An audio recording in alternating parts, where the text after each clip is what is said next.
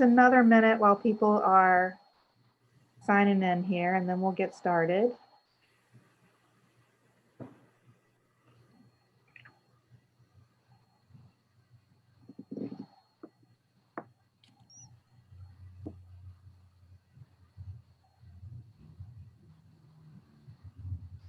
And maybe I'll go ahead and start.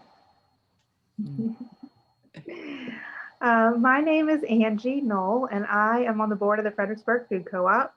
And tonight I'm going to be introducing our speakers and monitoring the chat box for the questions that you guys have. Wanted to start just by talking about a couple of things, just reminders. If you want to click on speaker view at the upper right hand corner of your screen, you can choose, speaker view, so the speaker will be larger than everybody else. I also want to point out the chat box in the bottom middle of the screen. If you have a question while our presenters are talking, feel free to type it in the chat box. We're going to have a few minutes after each presenter to answer some questions, and then again at the end if we have time. So feel free to type them in there as we go, and we'll try to get to all of them. All right. So I'll go ahead and get started. I wanted to say just a little bit about our presentation tonight before I introduce the speakers. Most of you know that the Fredericksburg Food Co-op has been in the works for about 5.5 years now. And we've been thinking and planning for a long time about what kind of impact the food co-op can have on the community. And food and insecurity is something we've talked about for a long time. So we're happy to be able to have this presentation tonight and be able to hear from some people in the community to see what they're doing. Right now, the food co-op is in the process of planning our 3rd annual 5K walk/run. And this year, in addition to raising money through people registering for the race, we also have the opportunity for both individuals and businesses to sponsor the race. And all of the proceeds will go to the food co-op's Food for All program. That program allows us to give additional discounts to people who are shopping at the co-op with SNAP benefits. So it's a good way to help stretch their food dollar and also to expand, the access of the food co-op to more people in our community. So if anybody on the call, I know a lot of you have already donated to that, and we appreciate that. If there's anybody else who's interested in more information, if you got your email that came out today, the newsletter, information's in there, or you can go to our website too, and it has all the information about how to become a sponsor. So with that, I would like to introduce our first speaker, Dan Mayer. Dan attended the College of William & Mary in Williamsburg, where he earned a degree in business management. He continued his education at St. Charles Seminary in Philadelphia, obtaining a Master's of Divinity degree. He then spent almost 15 years in a variety of roles in ministerial and religious settings in Northern Virginia and Washington, D.C., before returning closer to his roots to work 3 years as a director of education at the Mariners Museum in Newport News.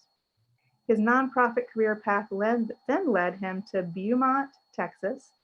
There he served nearly 8 years as the CEO of the Southeast Texas Food Bank with the Feeding America Network. Dan's recent move with the Feeding America Network has returned him to Virginia, and he began serving as the president CEO of the Fredericksburg Regional Food Bank in January 2021. The proudest accomplishment of Dan's life, however, is the family of 9 children that he and his wife, Lynette, are raising, which is quite an accomplishment. So with that, I will turn it over to Dan. Thank you very much, Angie, and thank you to all associated with the Food Co-op for your interest in food security in the Fredericksburg area. And Rich is going to share a screen, I believe, so that we can have a PowerPoint in front of us to follow along with. But as that is being done, the defining theme for tonight is food insecurity and tackling food insecurity. So just a word about what food insecurity is generally defined as. It is the concept of someone not having the personal wherewithal to self-provide 3 nutritious meals a day, not having the ability then to have a healthy, active lifestyle because they lack access to adequate nutrition. Now, that may be driven by economic uncertainty, that the economic barriers that prevent them from being able to access food. Perhaps it's distance or geographic barriers, transportation issues, perhaps, that keep them from being able to get to food resources. Perhaps it's what's called a food desert, where they lack the proximity to food resources in the ordinary means of a grocery store or things of that nature. And sometimes it can also be the issue of just not having adequate nutrition available to them, where they can access food, but not the healthy kinds of food that really allow them to have a healthy, active lifestyle. So just wanted to put that forth as the basic definition of the common theme running throughout all of the presentations tonight. And the title of my presentation on behalf of the Fredericksburg Regional Food Bank is the concept of fighting food insecurity, and trying to highlight the manners in which we do it, which equate to one act at a time. And fighting food insecurity is a terminology that describes how aggressively we and other partners like us have to tackle this issue because of the scale of the issue. So Rich is going to help me by putting up now a screen of our service territory and the kinds of things that relate to food banking in general. I have referenced the Feeding America network in the bio that Angie just shared with you. And that's very critical to understand, that the Fredericksburg Regional Food Bank is a particular kind of food bank. Often the terminology is equated to any kind of distribution site that is passing out groceries or giving food to people. But technically speaking, what a food bank is a central community resource with a large service territory, and it works within that community to create a certain community synergy, a way to centralize the efforts of that community to gather donated food product, to organize that product for redistribution, and to assist in the actual act of redistribution out into the community. And that usually is on a fairly large scale. And so the Feeding America network, in a sense, endorses and grants a kind of a franchise to an organization capable of fulfilling those duties in a geographic region. And so the assigned territory that has been given to the Fredericksburg Regional Food Bank is 4 counties, the city of Fredericksburg and a sliver of Orange County, the community of Locust Grove. And it really is predicated on having a network in place. Much of that network are community partners in the community who are the actual distribution points, while we, the food bank, serve as the centralizing warehouse to first gather, organize, and distribute that food out. We work with 150 plus distribution sites as regular partners in this work of distributing food into the community. And the scale of impact has been estimated at about 40,000 people served in the last fiscal year. A lot of that driven by COVID for sure, but even apart from COVID, ordinarily the estimates are there are easily 28,000 or so food insecure people in our territory. So I can go to the next screen, please, Rich. This screen shows the scale of the challenge in terms of how COVID has impacted that significantly for us. Feeding America engages in a very impactful research project every year to understand the image of food security nationally, statewide, and locally. It always lags a bit behind because of the depth of the research engaged.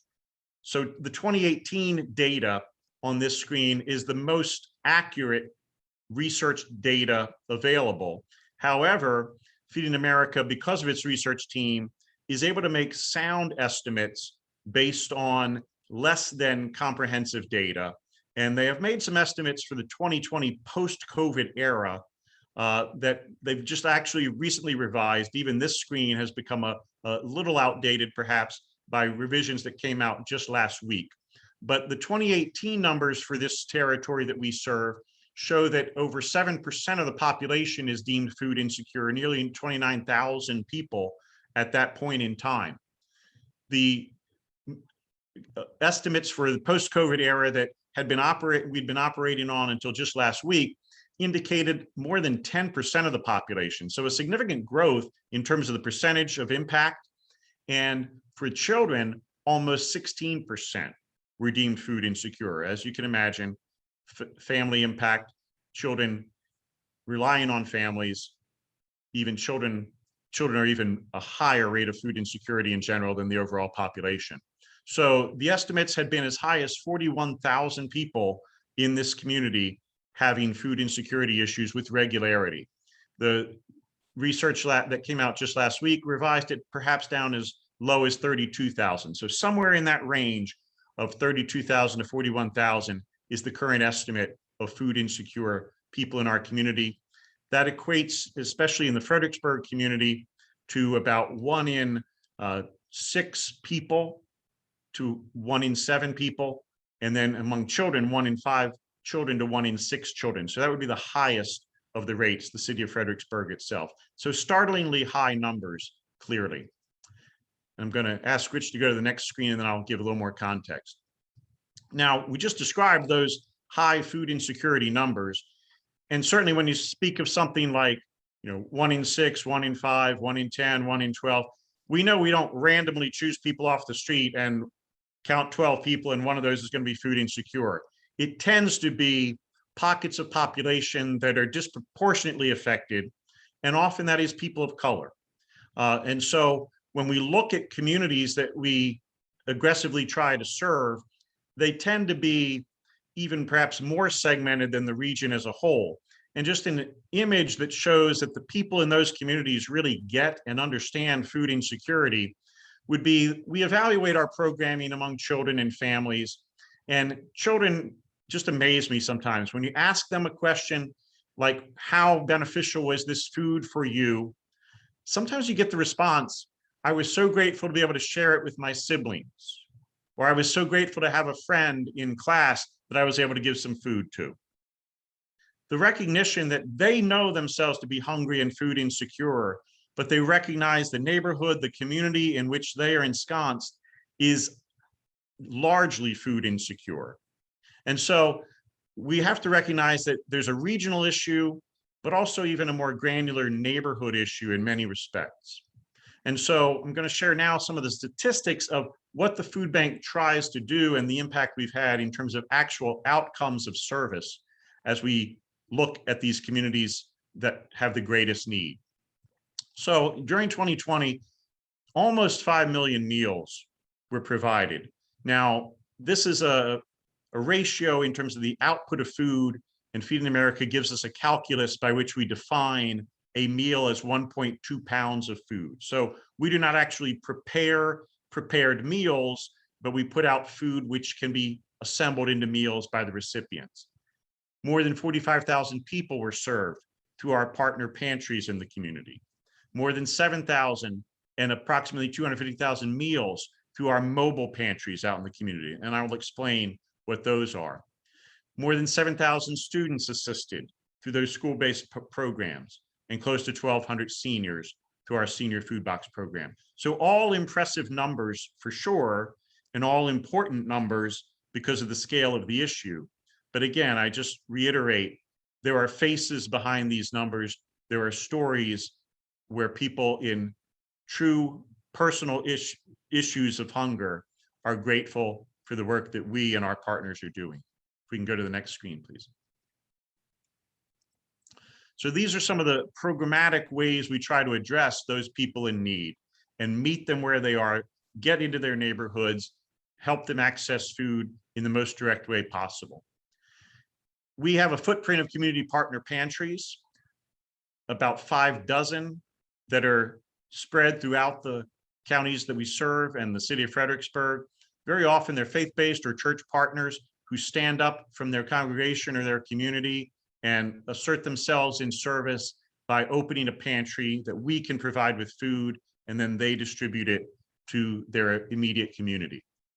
Where there are communities where it's hard to have that kind of volunteer pool or the financial resources to be able to operate a pantry, we step in with trucks of our own that are prepared to offload product in an efficient way. And we create mobile pantries that go into communities that are underserved to create more immediate access for those food deserts or where there are transportation barriers. We also enroll in the Supplemental Nutrition Assistance Program, colloquially often called food stamps. And we do that because there's a high degree of people who receive food through us and through our partners who do not qualify for food stamps. Their income is marginally higher than the government set thresholds. And they need us as their safety net. Some who could receive food through the food stamp program could benefit from enrolling in that if they have not previously done so, and access food through grocery stores.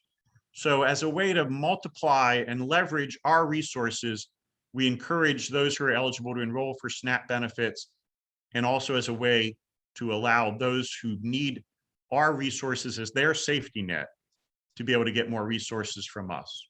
Our children's programming takes the form of summer feeding, after-school snack programs, and actual in-school pantries that families can access.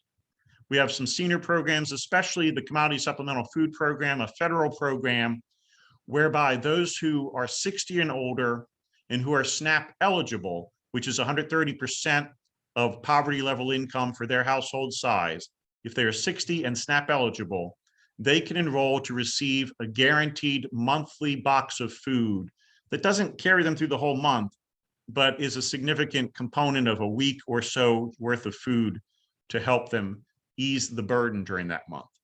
And then especially in the COVID era, we have ratcheted up significantly direct drive-through distributions, not only for safety purposes, but for efficiency in getting into communities and allowing people to access food in higher volumes than our mobile pantries are capable of doing.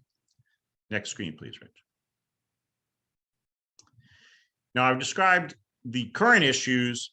We want to look briefly at the future as we continue to try to grow our efforts and work with community partners to improve the situation going forward. And I'm relatively new here at the Fredericksburg Regional Food Bank, having arrived just back in January, as was stated.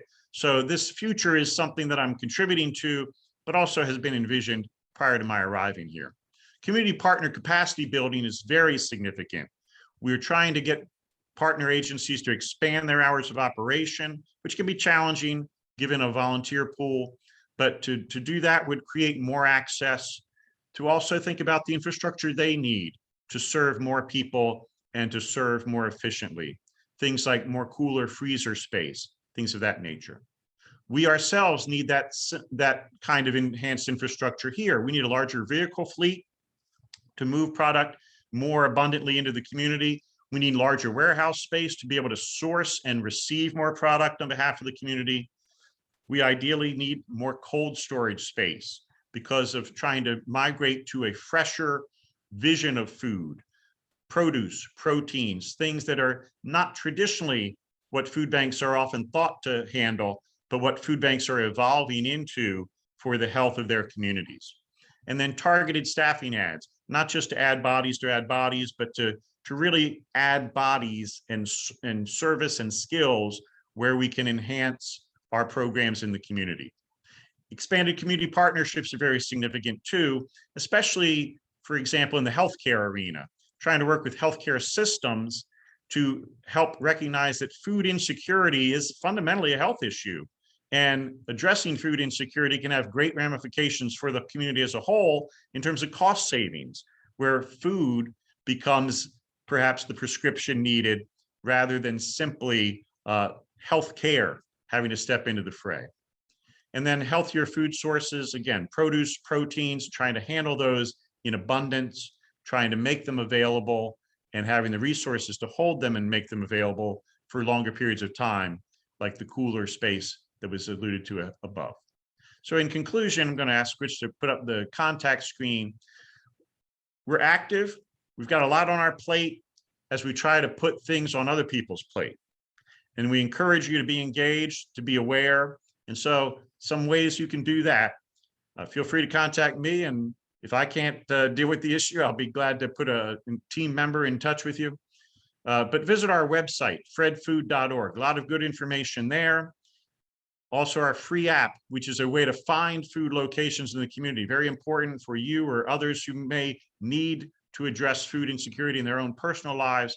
Fred Food VA, free app to guide you to the resources you may need in the community. And then we post a great deal on social media, Facebook, Twitter, and Instagram. So more communication means via that. So I just really encourage, it's a mantra of mine, the community needing to pull together. And when we do, and when we have that awareness of food insecurity, like tonight is helping us do, together we can make hunger fighting history. In the dual-edged meaning of that, impactful history, but ideally reduction of hunger to the point where it is history. So thank you. Thanks, Dan. We have a couple of questions. One you actually just answered. The second part of Elle's question was, where does most of your funding come from? That's a great question. It is the general public for the most part. We solicit government grants, corporate foundations, private foundations, but really the individual public stepping up generally contributes more than 60% of our funding. So it really is the largest sliver of the pie coming from individuals who have a passion for recognizing that their neighbors in need deserve perhaps their resources even more than they do, and being so generous in sharing those resources. We have one more comment / question.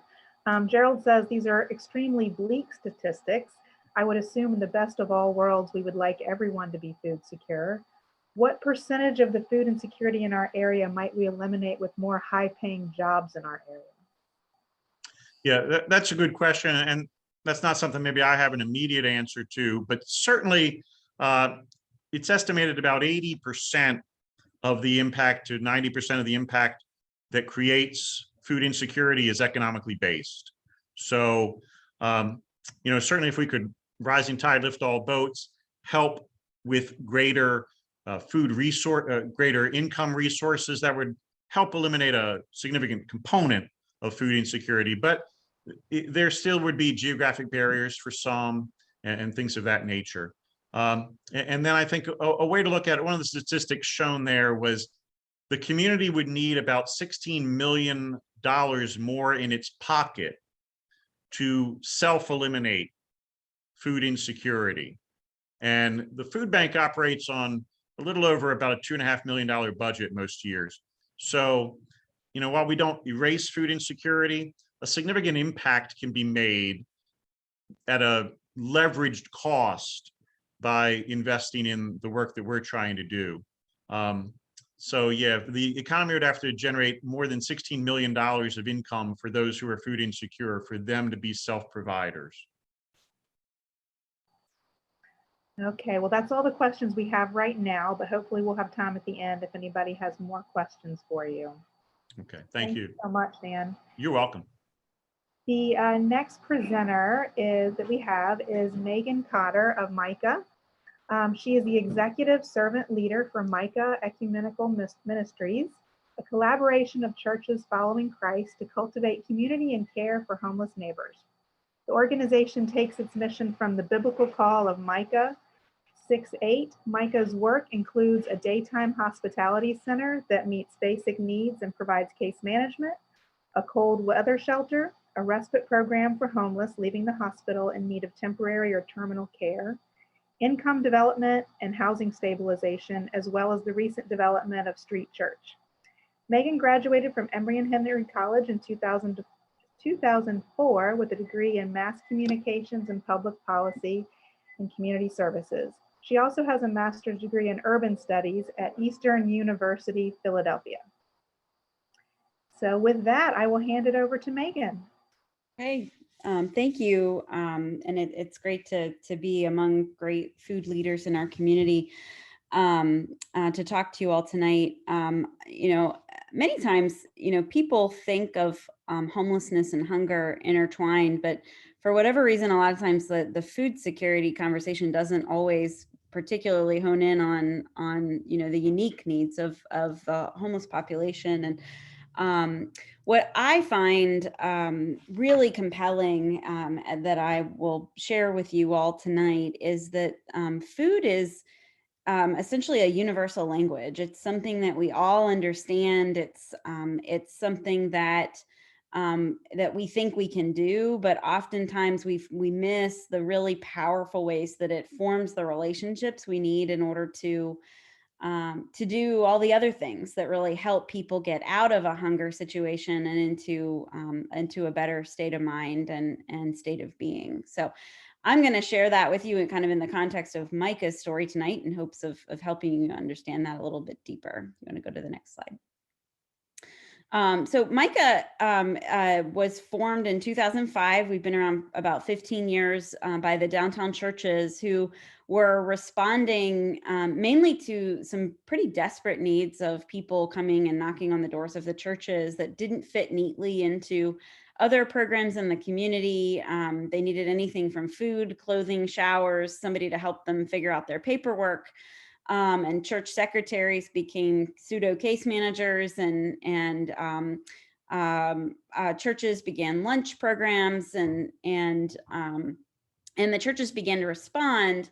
But in 2005, Micah was formed in order to try to really coordinate the work of the churches in a much better way. And so what we found is over the years, this kind of foundational survival need that was coming to our churches that was very much met at a very surface level of food became something that has turned into how we have learned everything else we have needed to learn about what we could and should do for people as we tried to help them improve their situation and move off the street.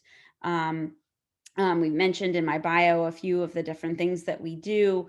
And as a result of the work, in keeping in mind, 15 years ago, people told me, these are the people you can't help, you know that, right? But 15 years in, we've now seen a 56% decline in chronic homelessness. And I believe we're in a position where our churches are helping us to be a more compassionate community in that regard. Next slide. But all that being said, it's just, I can't, hone in enough that it all started with food. It all started with folks in our churches saying, hey, let's open up on a Thursday night and have a spaghetti dinner and invite whoever wants to come, whoever's hungry, whether it's the business leader in town or the person who slept on the street last night, and gathering around that table. And they ended up with so many volunteers that we started to say, well, do you know that there's 6 other days of the week? And so so 15 years in, we now have 365 days of the year. There, pre-pandemic, there was a breakfast and a dinner in one of our churches every night and every morning, tapping groups from as far as Westmoreland and Stafford County, North Stafford, to all the way down to Caroline County, to come and feed neighbors who were in all sorts of different situations. And what we sometimes forget, a homeless person can go to a pantry and they can get all kinds of great stuff. We have great food partners in our community, but there's not a lot that you can do at your campsite with stovetop stuffing or any number of other kind of staples that a lot of pantries have. And so the community meals really became, a gathering place, which is very much comes from a place of faith in understanding that the way that we connect with people, the way that we help the stranger is through radical hospitality and inviting people into our homes. And, there's so much need in our community. We don't necessarily want to invite them to our literal homes, but we can invite them into our churches and around form the relationships that we need in order to move forward. Next slide. So I want to hone in on that just a little bit more through the eyes of a man named Chris.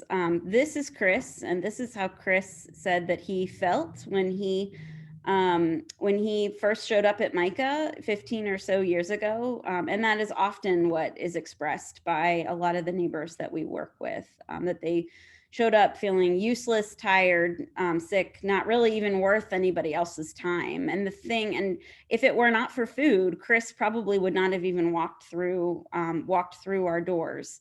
And Chris not only took advantage of the community meals, but he would come on a daily basis to our hospitality center and pick up a bag lunch. And at that time we had breakfast, and food just became a reason Chris would come, and he would come back.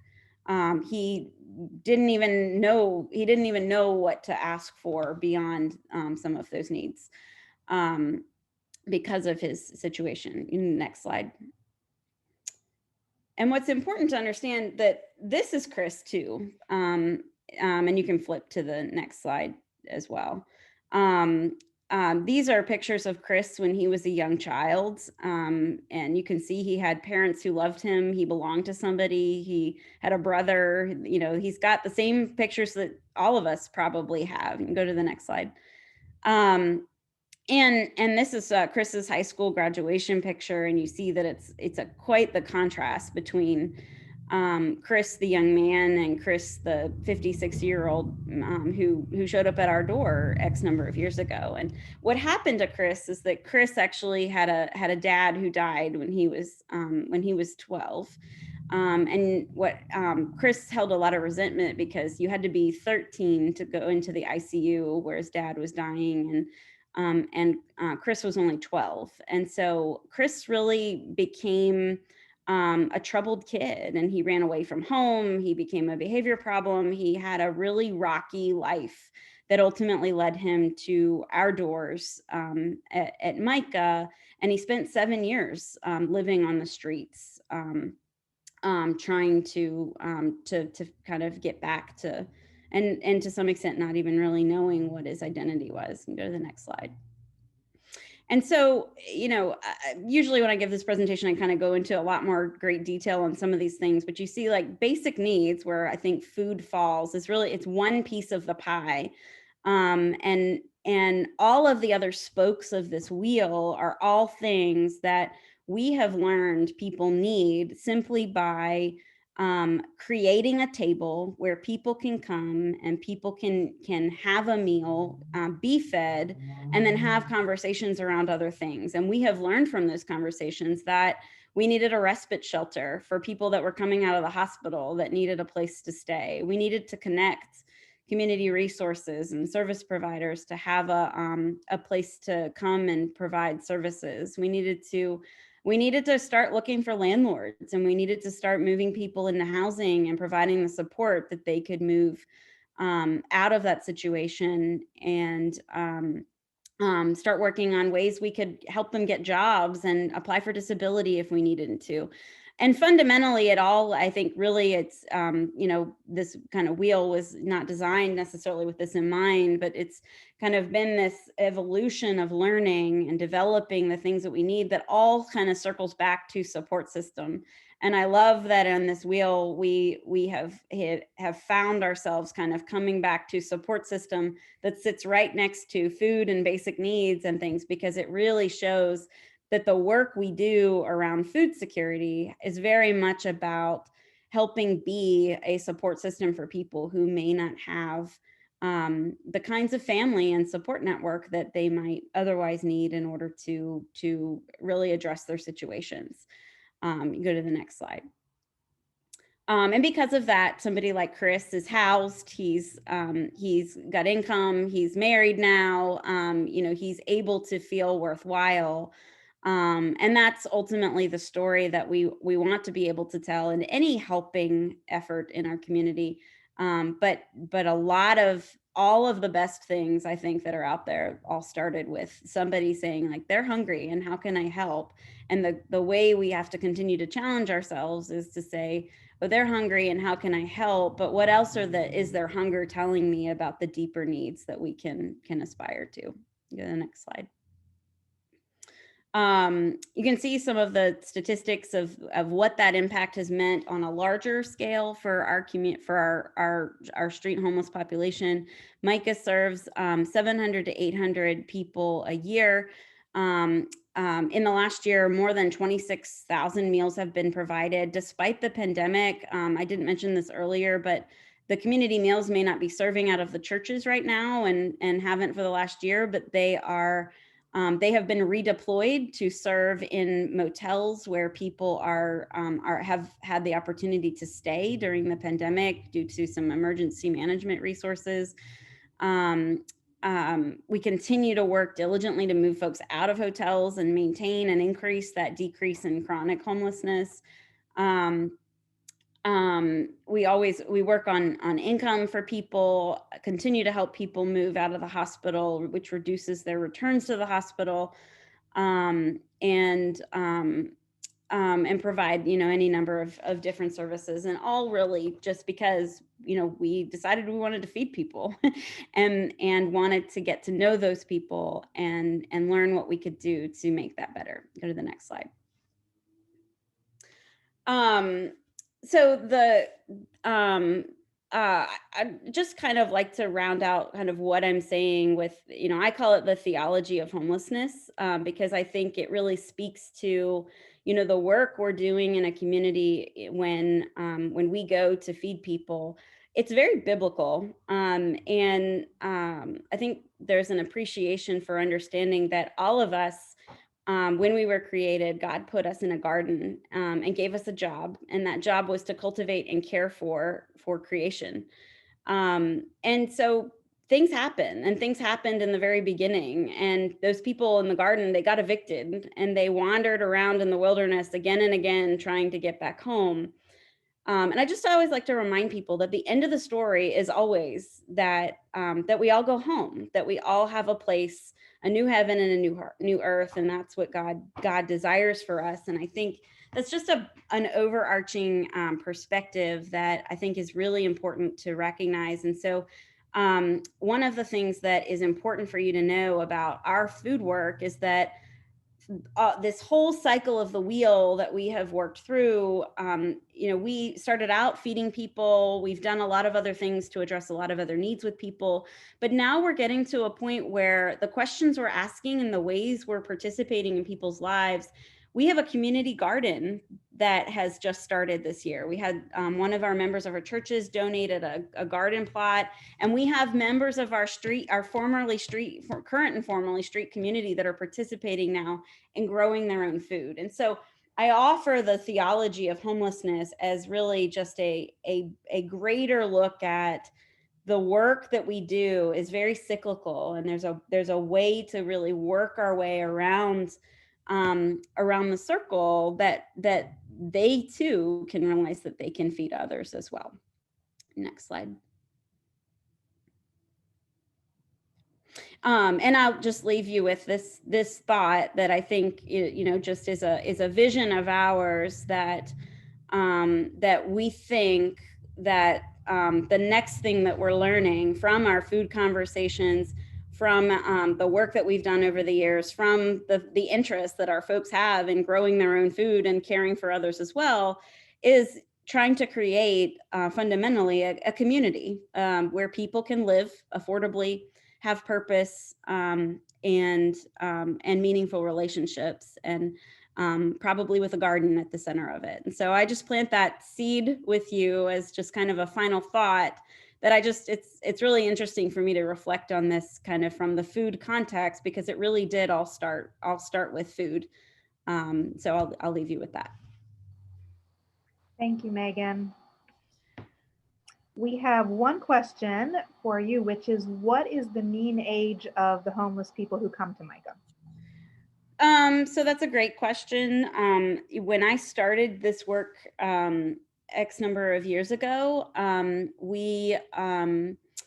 it was much more of your middle-aged, often aging kind of beyond their years. And that is still true. However, we are seeing a lot of growth on both ends of the age bracket. So we're seeing a lot of your 18 to 24-year-olds who are are, aging out of foster care, or parents are done with them, or they remove themselves from a not healthy environment, and seniors.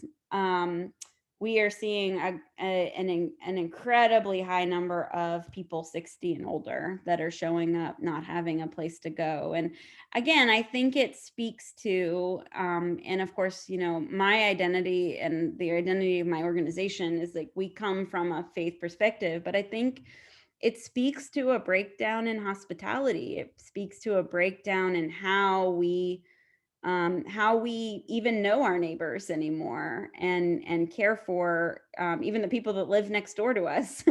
And I think our call is to try and bring us back to that even if you can't take care of your kid, there's somebody else in our community that can take care of your kid, and we're all in this together in trying to really build a more holistic community.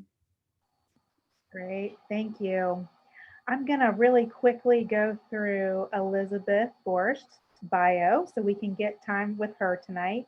Our next speaker is Elizabeth Borst, who is the Executive Director with Virginia Community Food Connections, or VCFC, a Fredericksburg-based food access nonprofit. VCFC's mission is to connect people, producers, and communities to increase consumption of healthy, locally grown fruits and vegetables.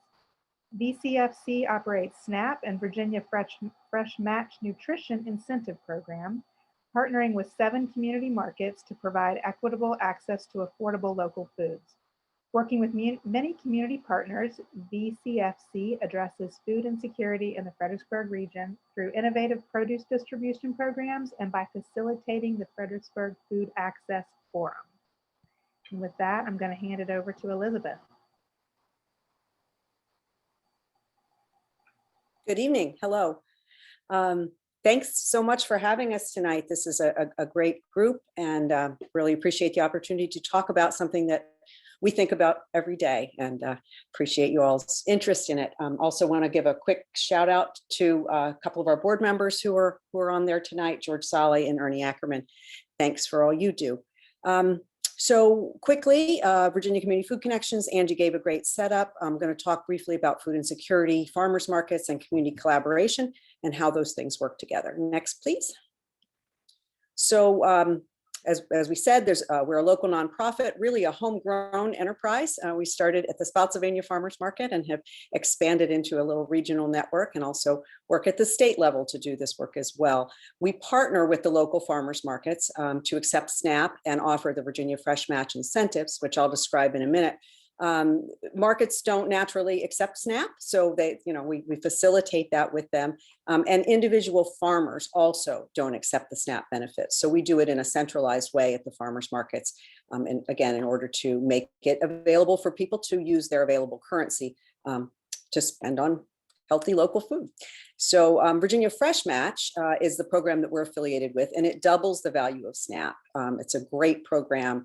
We know that not everybody has sufficient funds to buy all the food that they need, and this program really helps people have access to more fruits and vegetables, making that local food affordable and accessible for everybody. Next, please. So I'm just going to throw out a couple of quick facts about SNAP. It is the largest nutrition program. It is what we call the nation's safety net. It serves about 46 million Americans right now, including more than 750,000 Virginians, and those numbers are continuing to rise. As Dan was saying, currently there's almost 30,000 people in Planning District 16 who receive SNAP benefits, and that comes out to about $6.2 million a month in SNAP benefits circulating in the economy. So our goal is to help some of those benefits land in the pockets of farmers and help keep them in business. There's been a huge increase in the number of people using SNAP, about a 12% increase in clients, and more than a 93% increase in the issuance of SNAP. Again, more people are using it, and also there have been increases in the value of those benefits. There's also a new program that some of you may be familiar with. It's called Pandemic EBT. It is for families with children in school. And it is a great tool for parents to be able to afford more food for their kids who are currently at home. Next, please.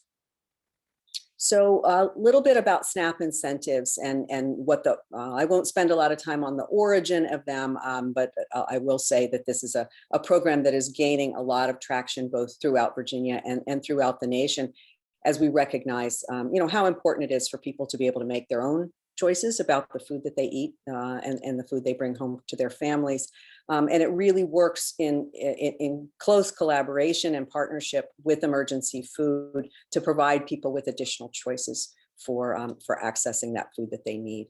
So SNAP incentives essentially increase that consumer purchasing power. It's really targeted to folks with tight food budgets, and it enables them to bring home more fruits and vegetables. We know that produce is, next please, Angie, thanks. We know produce is really something that when people have very tight food budgets, it just doesn't make it into the cart. So we work upon a theory of change that says when people can afford produce, they will buy and consume more. And with Virginia being a very, agriculture is our #1 industry, and there's really ample food to go around. We just have to make sure that it is both accessible, affordable for people, and that they have it's available within proximity to them.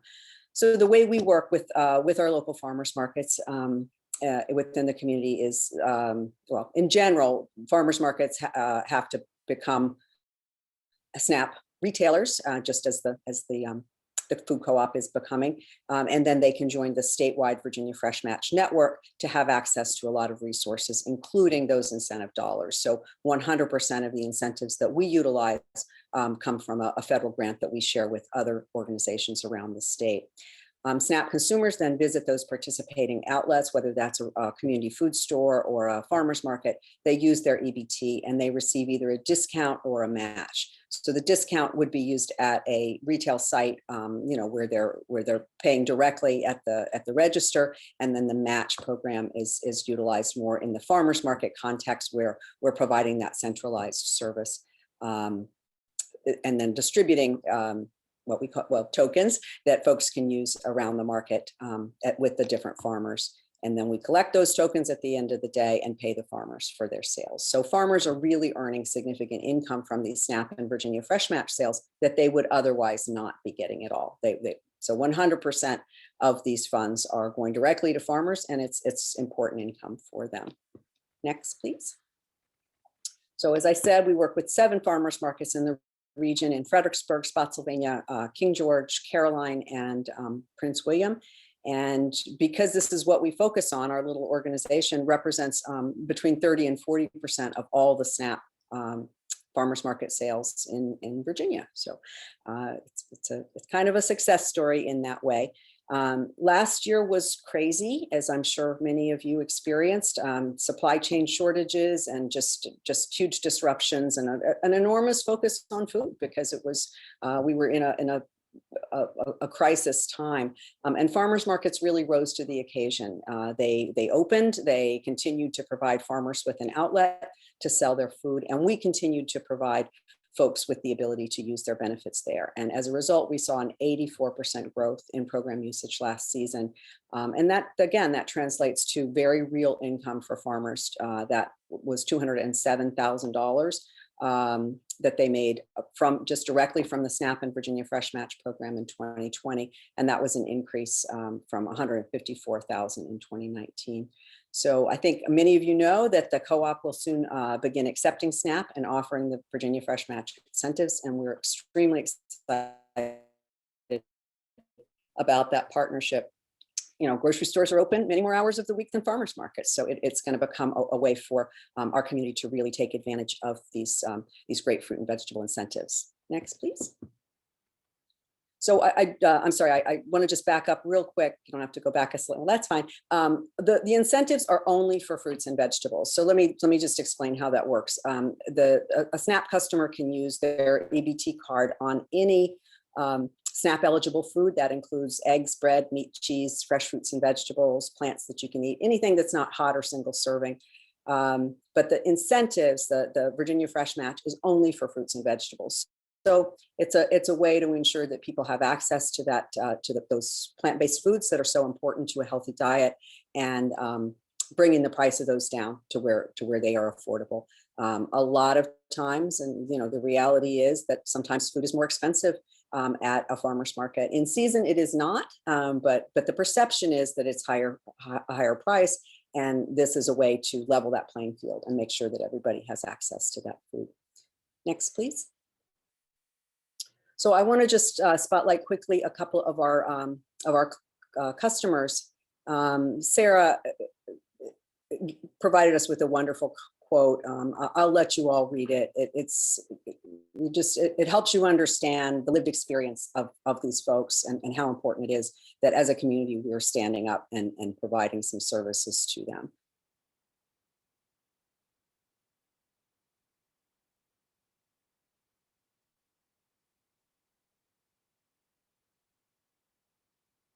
Next, please.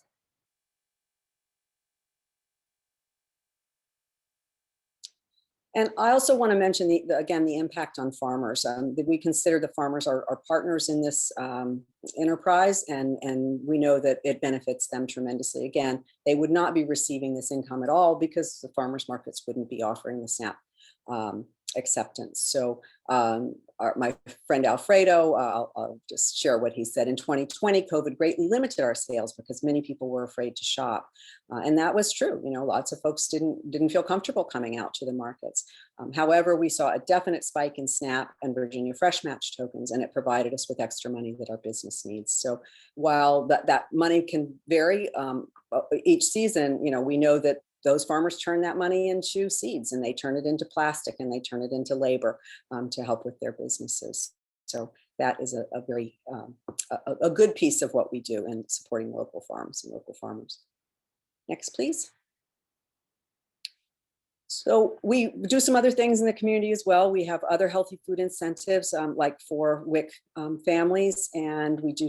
I know there's some other partners on the call tonight too that we work with for our food distribution programs, but I wanted to just specifically talk about the community collaborations with the Fredericksburg Food Access Forum, which is a working group of organizations that come together monthly to talk about food and food access. We share resources, we share updates, and a lot of great partnerships have come out of that.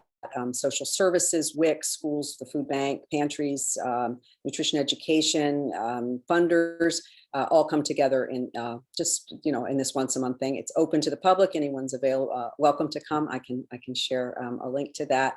But it's important to note that this is an informal working group. Our region does not have a formal food council, so we don't have anybody really doing the advocacy, the legislative work, the planning work to ensure that we have a successful, sustainable, and equitable food system. So I think it's just an important thing to note. We can increase the amount of focus on food. There's so much right now. So many people at the state level, national and regionally are focusing on food, and there's a lot of new opportunities.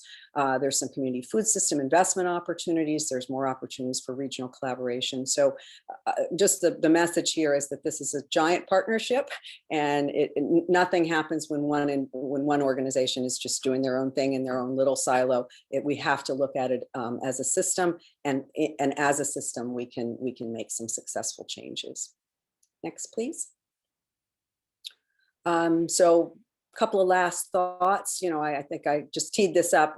We can reach that goal of having an equitable, strong food system. We've got wonderful, talented farmers within our community, and we should really just do everything we can to support them. There is opportunity for funding and investment, but it has to be pretty intentional. I think it has to be a decision that the community makes that this is a priority. As individuals, we can shop local. That's one way to support nearby producers, and the co-op is leading the way with that. So that's very exciting. I encourage you all to think about adopting a program. There's a lot of very worthwhile food access activities going on in the community, and every single one of us can use funding and support. So something to think about as the co-op community. What are the ways that we can all work together to support these programs? And also, you know, we rely on locality funding, we rely on regional connectivity. So supporting food security that way is also a very important aspect to this work. Was there one more slide? Great. Just wanted to end on this, some contact information. Happy to answer any questions. And again, really appreciate the opportunity to talk about this timely subject with you all. The farmers market season is just about to open. So hopefully we'll see some of you out there buying your starter plants and your kale. Great, thanks, Elizabeth. And we don't have any additional questions right now, and we are about out of time, so that was almost perfect. I just want to end by thanking Dan and Megan and Elizabeth for giving your time tonight and for all the work you're doing in the community. So thanks for being here. Thank you all. All right, thanks everybody. Good night. Thank you, everyone. Thank you so much. Great presentations. Thank you. Good night. Thanks, everybody.